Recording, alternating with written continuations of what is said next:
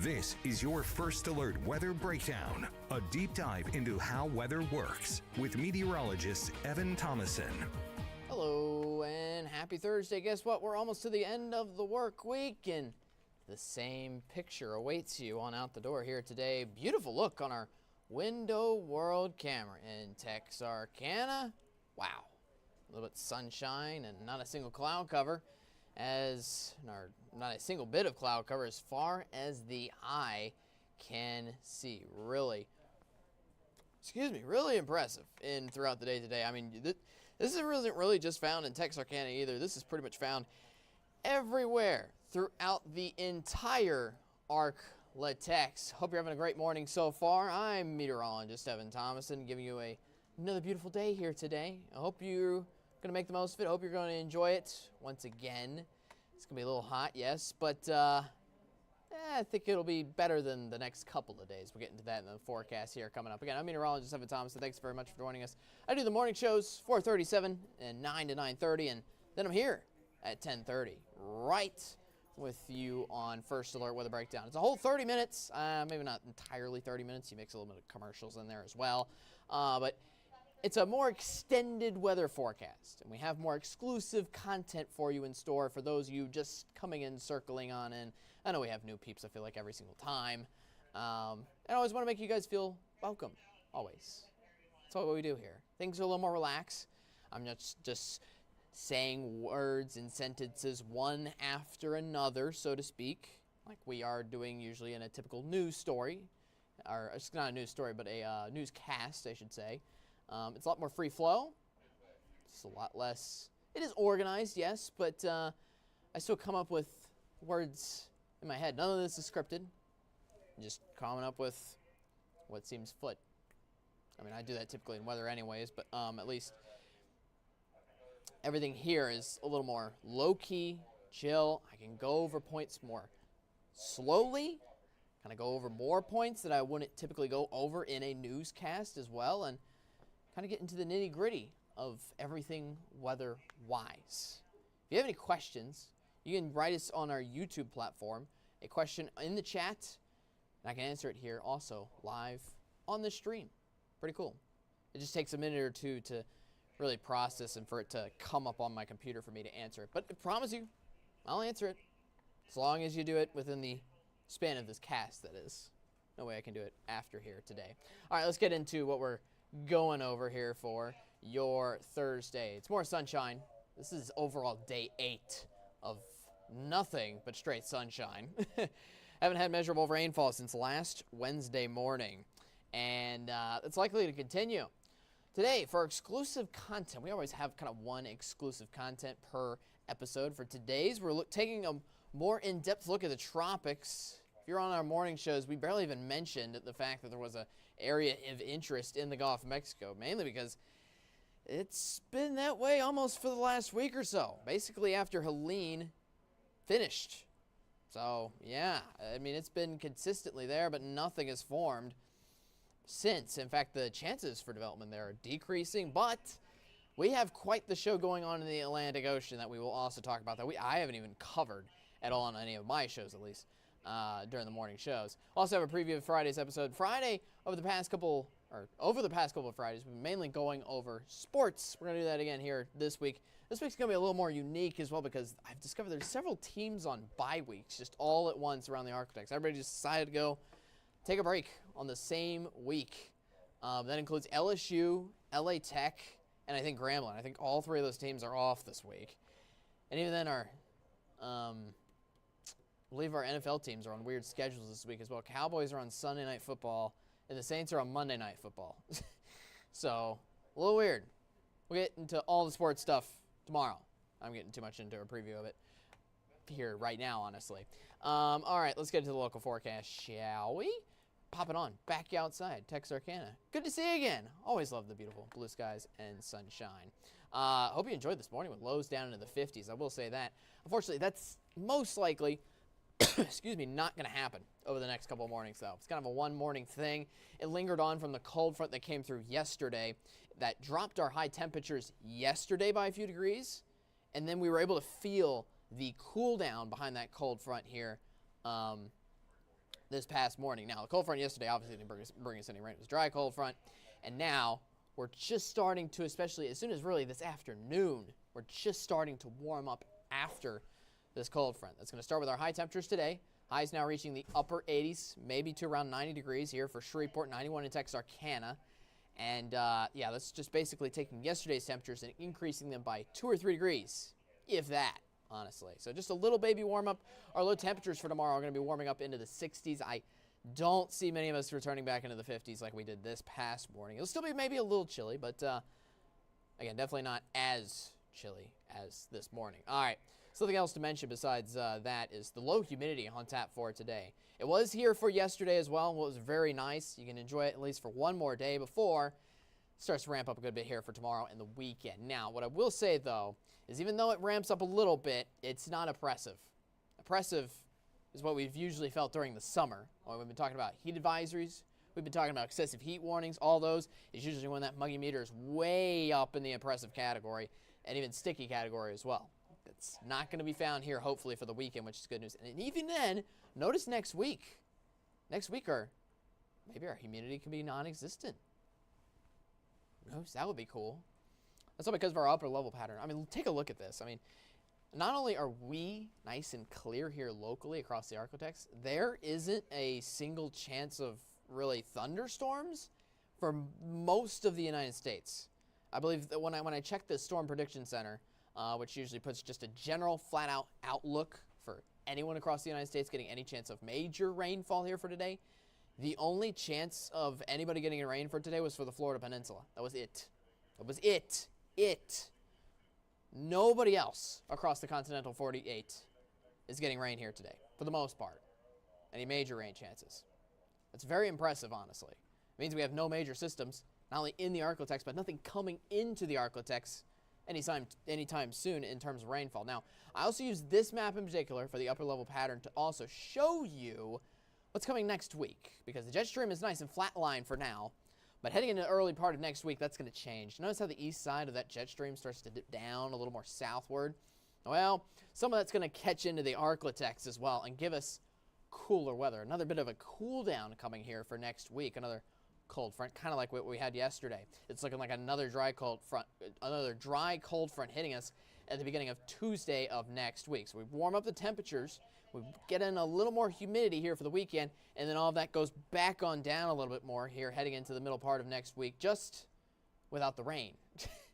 So I know you have no chance of rain over the next several days, yes, but another thing this future track, keep in mind, does track is cloud cover. You can kind of see that with the gray skies headed over towards Mississippi and southern Louisiana, but none of that comes into the Arklatex, at least for Thursday and Friday. Saturday, we might catch in on a little more chances of some of that cloud cover, though, coming in. All right, 7-day forecast here for you. That's the wrong button. Let me get the full graphics up for you. There we go. 90 degrees here today. Highs in the lower 90s all the way for the next 5 days. We got nice sunshine in for the next 5 days. And on top of that, lows getting up into the upper 60s for the weekend mornings for those temperatures on Saturday and Sunday morning.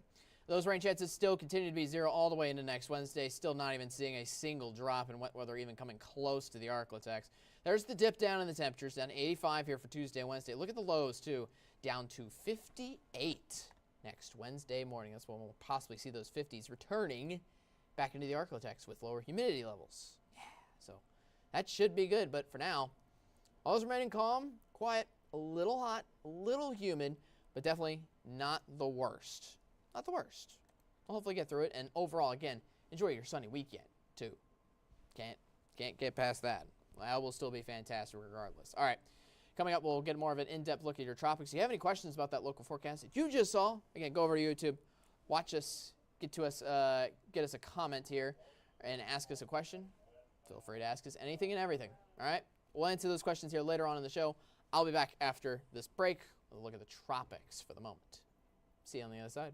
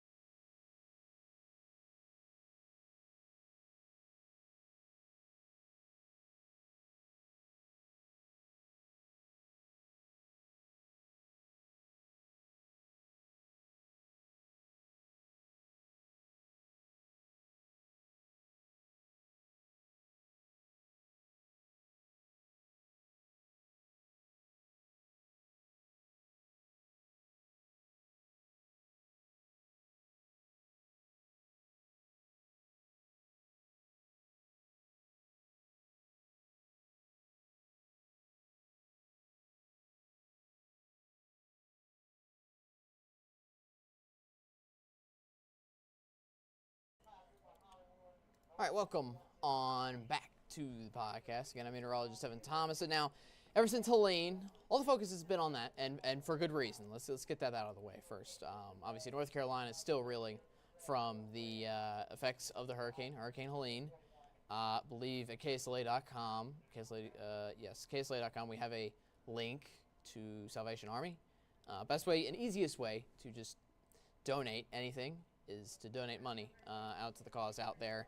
In the west side of North Carolina, which is the hardest hit area. There's still other hit areas such as eastern Tennessee, some areas of Virginia as well, still very hard hit too. It's entire communities. Just so you know how wide scale this whole Helene, how wide, what am I trying to say? Words. You can tell it's a podcast now. I guess just to get the whole grasp of the situation. I know we've had these stories on air plenty of times here over the past couple of days, but just to give you the whole grasp, it's entire towns, entire communities, entire homes, and entire families ripped apart at the end of the day. Their foundations leveled, honestly. Entire communities just wiped away at the sight of just a single storm. It was very impressive. I know people are doing the best they can out over there. I wish them the best of luck moving forward. But just goes to show why we say first alert, eye on the where we have a first alert, eye on the tropics always, especially during the peak of the season. Now, moving into the forecast. Even though Helene's been all the focus lately, the tropics have still been continuing to pump out storms. Joyce and Isaac have come and gone ever since Helene left. Essentially, finally left the United States. Both of those were fish storms, and we have more fish storms to share with you in store here on a first alert, eye on the tropics here for today. All right, so let's get straight into it. Let's get the whole picture of what is happening out in the Gulf of Mexico and the also out in the Atlantic Ocean. Now I'm going to hide myself so you can see the full picture here. We have an area of interest in the Caribbean Sea headed towards the Gulf of Mexico. We'll get to that a little bit later. But for now, in the Atlantic Ocean, we have two systems. One that you can easily define a little more than the other. And that's the one with, a little bit more of an eye to it here. That is Hurricane Kirk. It is a major hurricane. I mean, you can tell by the zoomed out photo of how far it is offshore. It's way off here, headed into basically the deep depths of the Atlantic Ocean. It's moving up north and west, not just west, but north and west, which is a good sign. It is a major hurricane.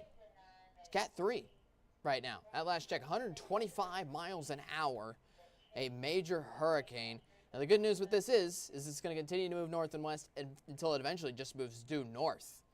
It becomes a Cat 4 in the process as well. It's still going to continue to strengthen, which is honestly very impressive, before finally eventually curling up northward. And then once it gets into those colder waters, becomes a Cat 2 by Monday of next week. And then eventually kind of dissolves into a tropical system as it meanders back over to Europe eastward. I mean, look at that forecast cone. You can see the tail end of Maine barely on the map. Overall, this storm only makes it halfway, if that, in between Africa and here. So, case in point, no worries there. Next storm, right behind it. Tropical Storm Leslie. This actually just formed last night. It's got winds at 45 miles an hour. This, too, is expected to become a hurricane, just like Kirk did. Hurricane by mainly tomorrow night. Cat 1 is what it's looking at. This is going to continue to move westward until it's going to start to move northwestward. It has a northern component to its direction once again. It becomes a Cat 2 by Monday morning. Notice as well, this forecast cone is almost right on top of Kirk, almost following the same footsteps, so to speak, which means good news for us and a good trend moving forward that this storm also should not go due westward out towards the United States. The only threat to us here locally has been a system that's continuously trying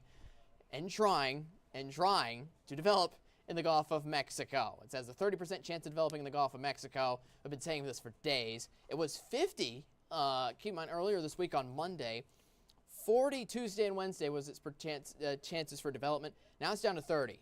So we're trending in the right direction towards it not forming anymore. And 30% obviously is a lot less than 50. So hopefully, fingers crossed. There's still a lot of storms in the Gulf of Mexico right now. Some of that's going to give some wet weather into southern Louisiana here for Friday and the weekend. But everything's disorganized. It can't develop around one centralized low-pressure system, and that's mainly why it's struggling there. There's storms scattered in so many different places, and the system can't, it's such a broad system already that it can't get itself together first, so to speak. I hope that makes sense. Yeah, case in point, though, we hopefully shouldn't be worried. And what I will say is the models that are trying, the sparse few models that are still trying to form a system out of this, have it going towards Florida. Good news for us. Not as much good news for Florida, again, that's already reeling itself from Helene that made landfall there. In fact, Florida, regardless, in the peninsula, is supposed to get lots of rain here over the next several days. One of the very few places across the United States is expected to get lots of rain here over the next week or so. All right, that was a look at your tropics. So things are still coming out of the Atlantic Ocean. Again, four storms have formed since Helene made landfall at this time last week. 4. It's amazing, honestly. It just continues to keep coming and going well off the United States coastline. Just great news for us. Let it continue to be that way. Just don't let it come this way. Again, the peak of the tropics is still on probably for another week or two. So we're probably going to do this segment again here next week. I'll be doing it once every week here on the First Alert Weather Breakdown podcast, mainly because just any time it's the peak of the season, any type of formation of storms whatsoever. So again, I'll probably have myself doing this for another week or two, and then we'll celebrate maybe the last one. There you go. Even though tropical season does go all the way until the end of November, to be fair, but October, especially in the middle of October, not the beginning, middle of October is when it really starts to finally calm down. Speaking of calm weather, it's calm and quiet here. I'll have a recap of this episode for you. Coming up after one final break, and we'll look forward to Friday's episode and the Friday period. I hope you're looking forward to Friday. I certainly am. We'll see you after this break.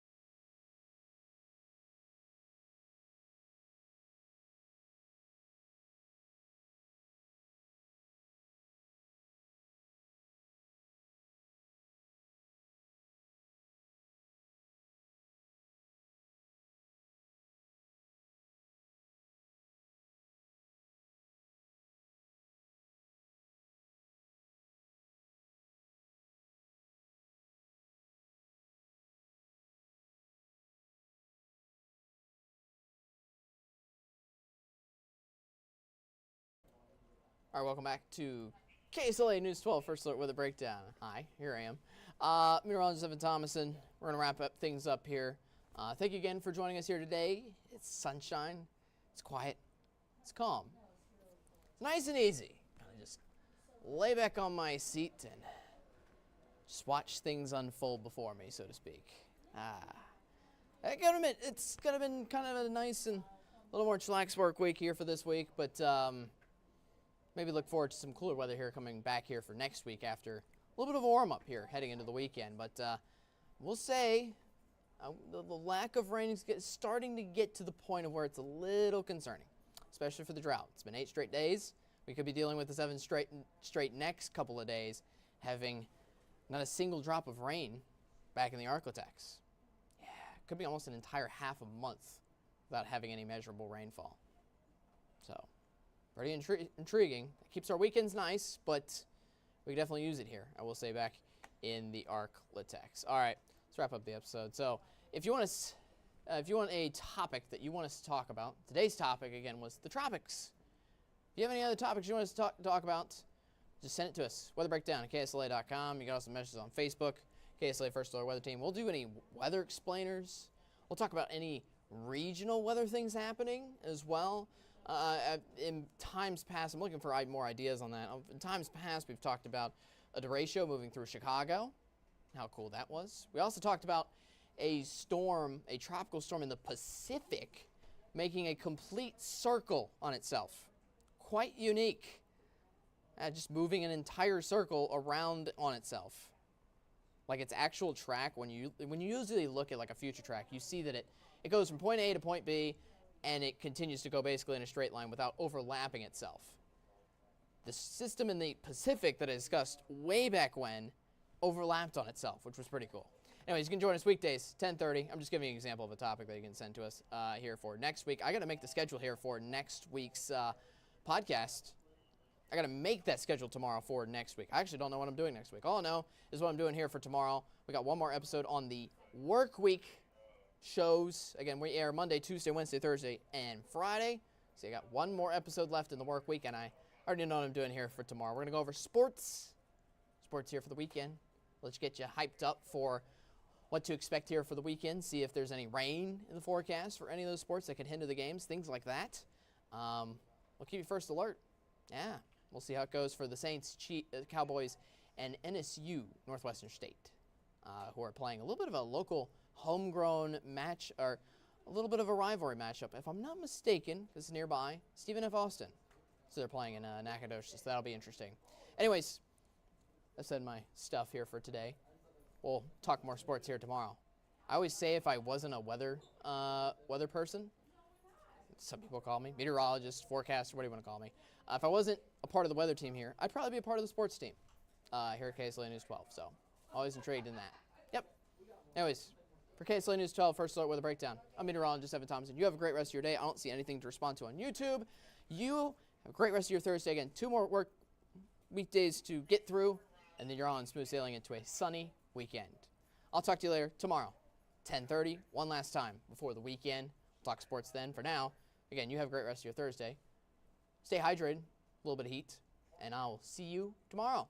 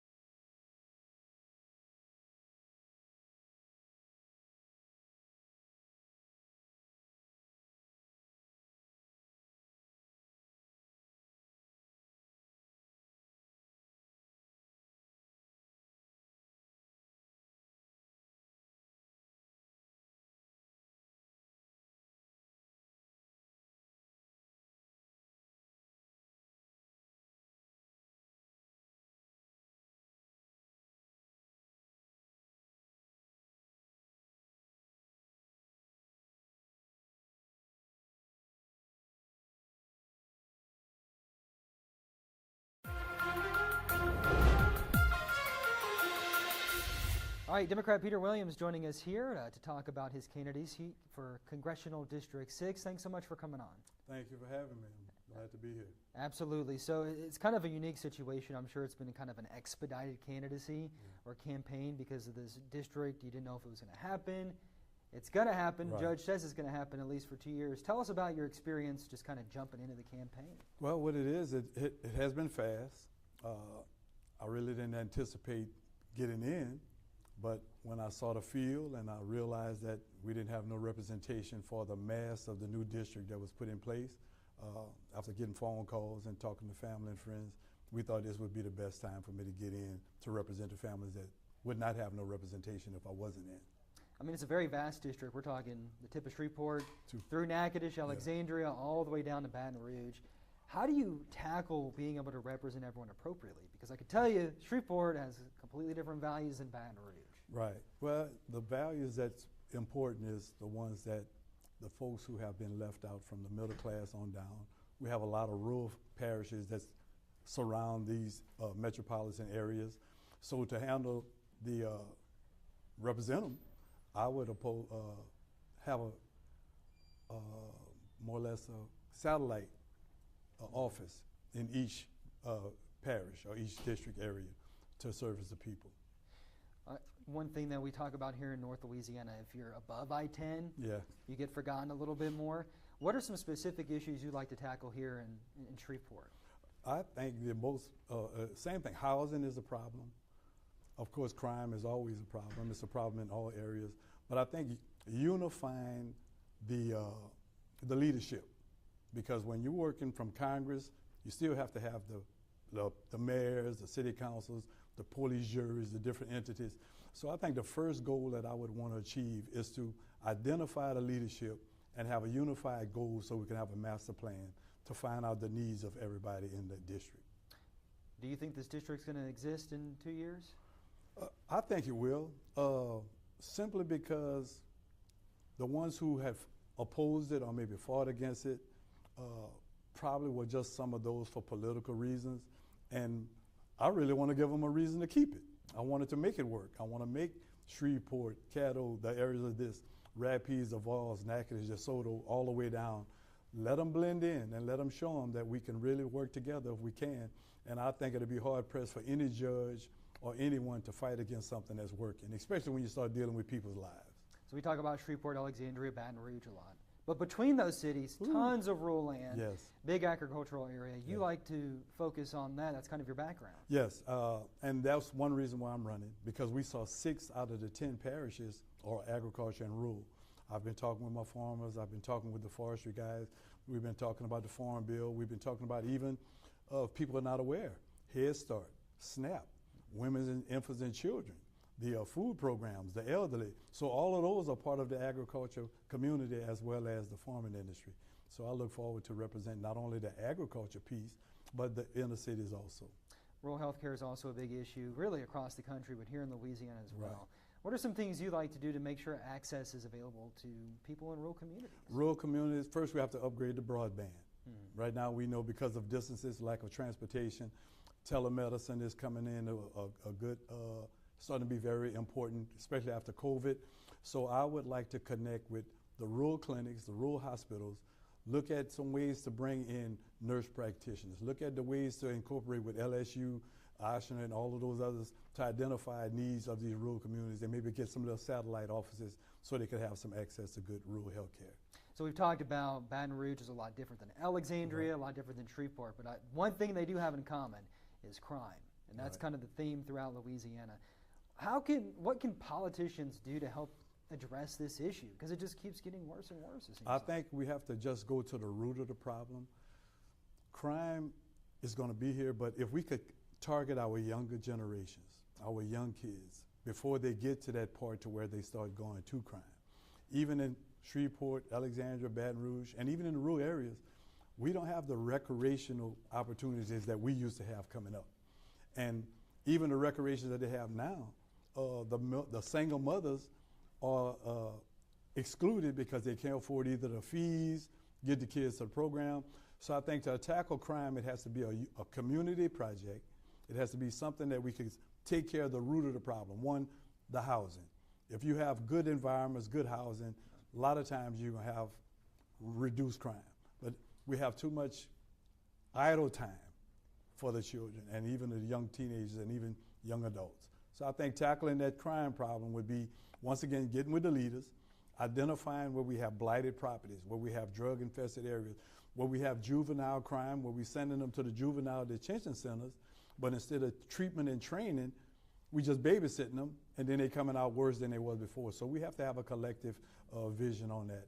And from the congressional side, all I could do is seek more funding for training, seek more funding for juvenile justice, seek more funding. So from the federal level, getting the funding, but make sure when the funding comes, is appropriated so we can tackle those needs. Well, we're in the middle of a presidential election. Economy is a big issue. We've seen one candidate, Vice President Harris, talking about raising taxes on the people who make over $400,000, but also implementing tax incentives for first-time home buyers, for small businesses. Former President Trump wants to re-implement his Tax Job Cuts Act. What do you think of both of those, and what are some things you'd like to see done if you are elected? I think every season, every year, I call them the clubs. They all have these ideas. But tell me what's going to benefit District 6. Even though I'm going to Washington, for the first 2 years, I have to have a mindset that we have a district to take care of. One that's splintered, is fragmented. So to answer your question, I would weigh out what's going to affect my farmers, how these prices affecting the fuel, the diesel, the insurance. And right now, insurance is really not only for the regular person, but my farmers who have tractors and trucks, twice as many. So all tax increases, or whether it be increased taxing or tax decreases for whoever, I think I would have to read it, find out what's best fit District 6. Because my job, if we're going to be here for 2 years or less, or even just for 2 years, I don't want to make sure that nobody loses what they have, but at the same time give others the opportunity to step up and get better in the place. So it wouldn't just be based on party lines, is what you're saying? No, I'm not a party politician. I'm an independent thinker, and if the tax increases benefit the least of those in District 6, I would have to, I would ride with it. If the tax decreases or the tax cuts would benefit the wealthy and would not benefit some of those that we're trying to see in District 6, then I would oppose it. So I think I would have to be a wait-and-see issue on this. Abortion's a big issue, too. We've been, with the Roe v. Wade being overturned, they're looking at doing it for states' rights. We've heard some candidates say that's what they want to see. Vice President Harris says she wants to see Roe v. Wade reinstated to a certain extent. What do you think of the issue? I'm old school.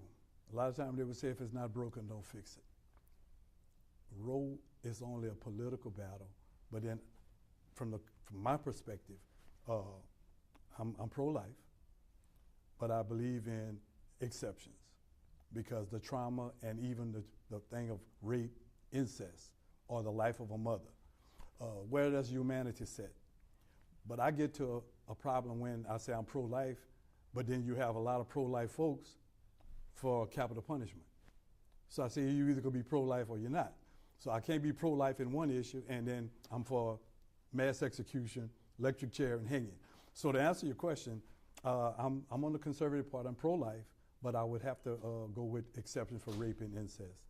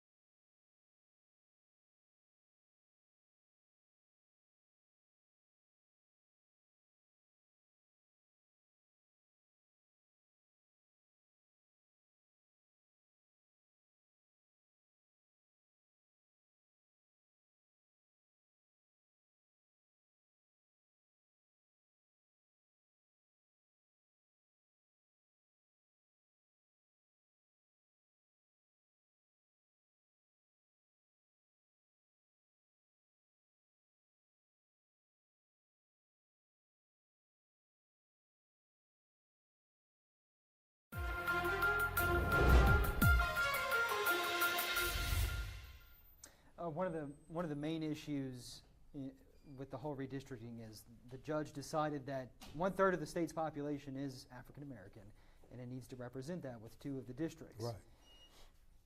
Another issue with race when it comes to Louisiana, the majority of the population is African American in prisons. Right. What are some things that you'd like to address there? It goes back to the fairness of the folks who are making decisions.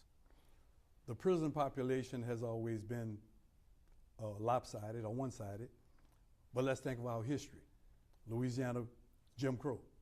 We created Angola for the sake of free labor, for the sake of privatizing. So it always was a footprint that where you would find a loophole to imprison men, preferably black men, to have your free labor. So I think what's happening, just like with the Constitution, some things were put in place before our time, but they're antiquated. But until the private prisons that we have contracts with be evaluated, saying that 95% of the prisons have to be full or the state would pay the bill. See, a lot of folks didn't realize this.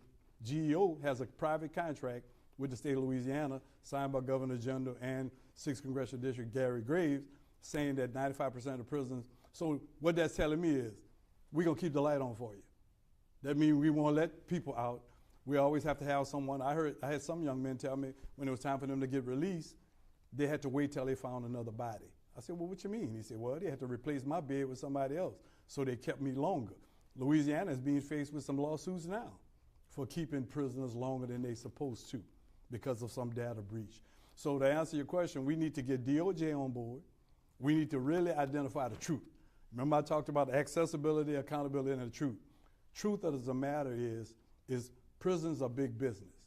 Medical field is big business. So until they stop using people as business objects, we're gonna always have this problem. So it has to start from the top. But who's gonna be honest enough with the conversation? I know I bring the real conversation, but sometimes people don't want this conversation. But until we face the truth in the room, we will never get to the problem. So prevention with the young people, a fair DOJ system, and monitoring the penalty system as far as one versus another. This guy getting 20 years when the next person might get 2 or 3 based on who they are. Do you want to deprivatize the prison system? I think if you don't deprivatize it, you have to have more accountability. You have to have sanctions. You have to have some accountability. And what happened before we start privatizing? The system was still in place. Why privatize something with folks out of state? California, Texas, New York, Florida, where you could have folks right here in Louisiana. So if deprivatizing would give us a better penal system, it would give us a more fair system, I would be for it. But that question has never came on the table, and a lot of the guys who fought the private prison, they are politicians, they are judges, they are sheriffs, they are assessors, and all of them reap from the privatization of prisons. So it'd probably be a moot question, and even be a moot for me to answer because they probably will never bring it to the table. There's a wide sect, I guess, or a growing section of Democrats who would like to see Medicare for all, make it available to everybody eventually. Your thoughts on that, or what you would like to see with the public? I think everybody should be able to choose if you can afford it, have your own medical practices or physicians. The Bible says the poor are going to be with us always. So you're always supposed to have a safety net for them. If Medicaid for Air or Medicare for All or that one medical system come in place in the federal government, it should not prevent me or anyone else from saying I want to get my own private physician. So you can put it in place, but you cannot take my right from me choosing to have my own doctors and my own services. And that's how I look at it. Anything else you'd like to talk about? Well, I would like to talk about the leadership that we have from Louisiana now with the Speaker, Mike Johnson. I mean, yeah, the it's minority. in the spotlight, yeah. We have the minority with Steve Scalise, and then we have the 5th District with Congresswoman Letlow. We need to be concentrating now while the window is still open, Farm Bill for our farmers, any other appropriations that's on the books for Louisiana because we don't know what's going to happen during the election. And while we probably never have an opportunity to get 3 of the most prominent people in Congress to be from Louisiana, and nothing's getting done. So I would challenge the congressman that's already in office to do something now while we have time, and don't wait for a new election, because we don't know what's going to happen. Now you have Speaker Johnson, Speaker of the House from Louisiana, right here, the Majority Whip, Steve there you Scalise. go. So like you said, it's kind of an unprecedented opportunity. So we need to just do what we can do now. Well, I just heard yesterday where they were trying to pass the budget to keep the government open. The Speaker want a Band-Aid approach with a contingency, and saying he would rather revisit it again in March. That's not promise. Do what we can do now and get it over with. But if you want leverage, get the Farm Bill passed, because we know what's going to happen if it get tabled over and over and over again. We may have 3 or 4 other disasters come in. My farmers just was trying to get all their soybeans out. Then we're going to have sugarcane harvest. Then so we need to put those safety nets in place. So anything that I would have to say is more or less, let's use the power that we have in Washington now to benefit Louisiana. A lot of disagreements over funding for Ukraine and their war against Russia, also Israel and Hamas. Your thoughts on both of those conflicts?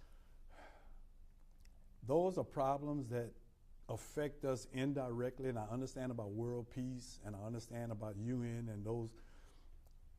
Barksdale sits here. So we need to be very cognizant of how we make sure that federal dollars, whether it be going to Ukraine, whether it be going to Afghanistan or for other areas, we need to make sure that when something happened, Shreveport, Homeland Security is taking care of here. I remember when 9/11 happened, President Bush flew here, okay? So a lot of people don't understand the power of sitting at Barksdale Air Force and how much we have. So as a congressman, we need to watch out for us. But the funding, you need to keep it funded, because guess what? We'd rather them fight over there than here. And mentioning Afghanistan, I was kind of talking to my campaign manager coming up. We worried about 15 Haitian migrants in Springfield, but I asked the question, what happened to those 100,000 Afghanistan folks that they brought to the United States during the evacuation? Nobody know where they living. Nobody know who's taking care of them. 100,000, remember? So there's a lot of debacles that may have happened, but there's a lot of things that we have never heard or seen again. So we'll be here for the next 2 days talking about things that I'll see and hear. But on this note here, I'm good. I just want the people to know that you're going to have a neutral voice, a voice that's going to be serious and sincere, and I want to make the best decisions that I can make for everybody in District 6. Peter Williams, thanks so much. Thank you for having me. We appreciate it. Appreciate you.